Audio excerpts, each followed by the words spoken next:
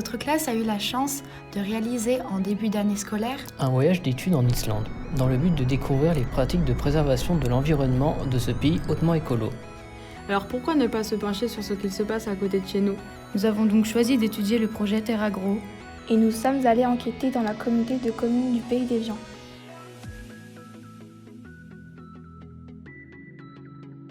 Le projet Terragro, il est né de la collectivité, de la communauté de communes, des eaux minérales d'Évian, et puis des agriculteurs finalement de trouver un outil commun qui permettait de protéger à la fois la ressource et d'accompagner les agriculteurs dans leurs pratiques agricoles quotidiennes et de les améliorer.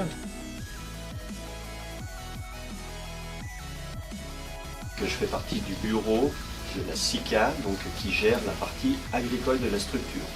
Anthony Gras, je suis agriculteur à Saint-Paul-en-Chablais et je suis administrateur justement à la CUMA. Simon Bonnard, du coup je suis salarié de la SICA Terragro, en charge des épandages de digesta et compost qui sont produits sur le site. Olivier Descos, je suis directeur des services techniques à la communauté de communes Pays d'Évian Vallée d'Abondance, qui est un des partenaires du projet. Aujourd'hui, on est structuré de telle sorte que l'entreprise, la SAS Terragro, exploite le méthaniseur, c'est-à-dire qu'elle va chez les agriculteurs collecter les effluents, lisier, fumier, avec son matériel, elle les ramène au méthaniseur, et au méthaniseur, on rentre ça dans les digesteurs, c'est-à-dire dans la zone de production de gaz.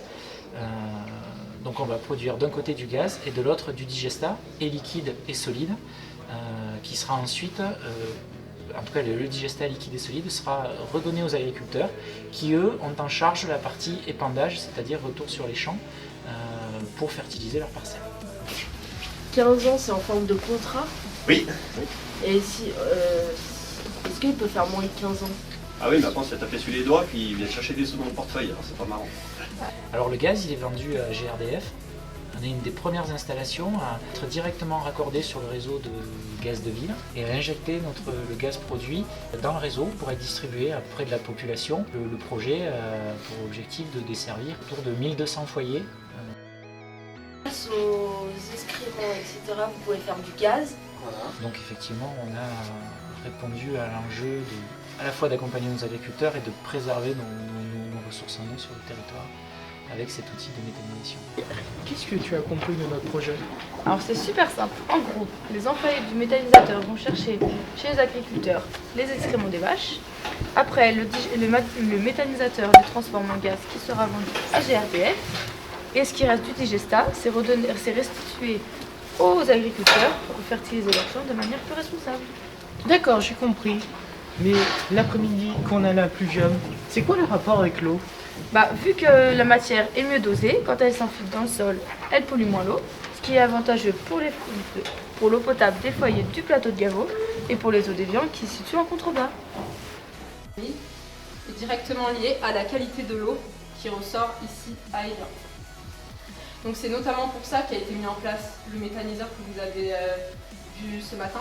Alors le projet il a coûté 9,3 millions d'euros et il a été financé donc par plusieurs acteurs, la communauté de communes Pays d'Évian Vallée d'Abondance, la société Danone et la société Terragro. Donc ils financent une partie de l'investissement et puis la communauté de communes s'est tournée vers les financeurs institutionnels, les partenaires habituels quelque part des collectivités, à savoir le département qui a financé à hauteur de le département de la Haute-Savoie, qui a financé de mémoire à hauteur de 400 000 euros, l'ADEME qui a financé à hauteur de 600 000 euros, et la région et le FEDER qui ont financé à hauteur de 1 450 000 euros. Voilà. Le reste a été financé donc par le maître d'ouvrage et son délégataire.